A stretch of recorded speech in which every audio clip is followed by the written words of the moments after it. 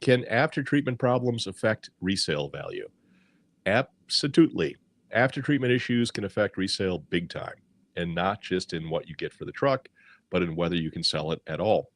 First and most obvious, if your truck is deleted, you actually may not be able to legally sell or trade it, period.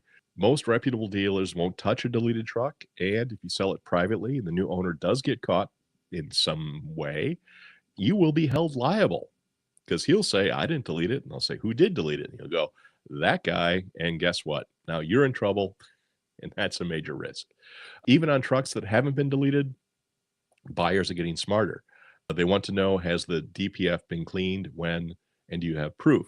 So one of the oldest tricks in the dealer book is for the seller to say, yep, the DPF's clean, when all they really did was run a forced regen before your test drive. And to be fair, a lot of people just kind of think a forced regen is the equivalent to cleaning a DPF, but it's not. But if they just did that, it'll run fine for a few hundred miles, just long enough to become your problem. The DPF will plug up again, and now you're stuck with downtime and an unexpected bill.